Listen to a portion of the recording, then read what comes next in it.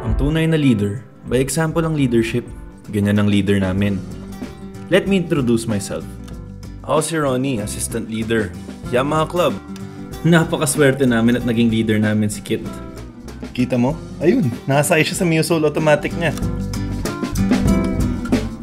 Una sa lahat, he's really an expert pagdating sa maintenance, troubleshooting, at lahat ng mga tanong namin sa motorsiklo kaya niyang sagutin.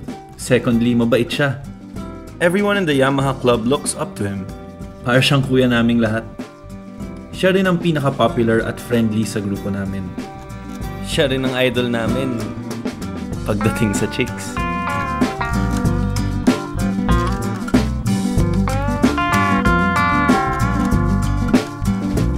Siya ay laging handang tumulong sa lahat ng pangangailangan namin.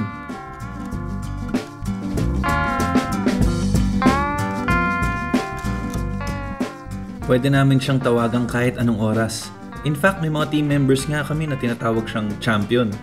Isipin nyo, kahit mga problema sa pamilya, kaibigan, papakinggan niya at magbibigay siya ng mga useful advice.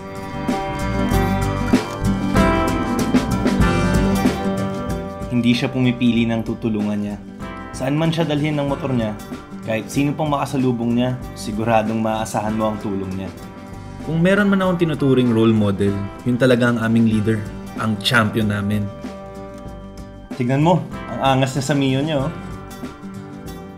Ako siguro ang pinakamaswerte dahil lagi niya akong kasama sa mga trabaho niya. Natututunan ko kung paano maging isang mabuting pinuno. Sa munti kong paraan, sana natutulungan ko din siya.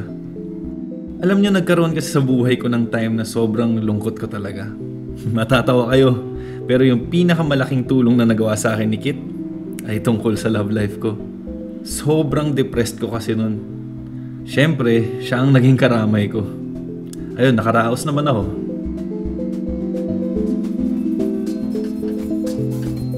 Eventually, siya rin ang nakatulong sa akin na makahanap ng taong makakasama.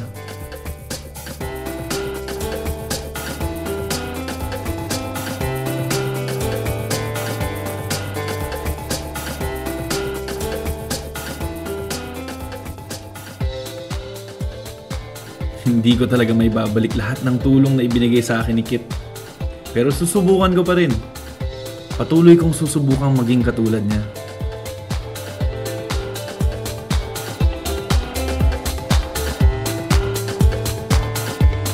Isang mahusay na leader.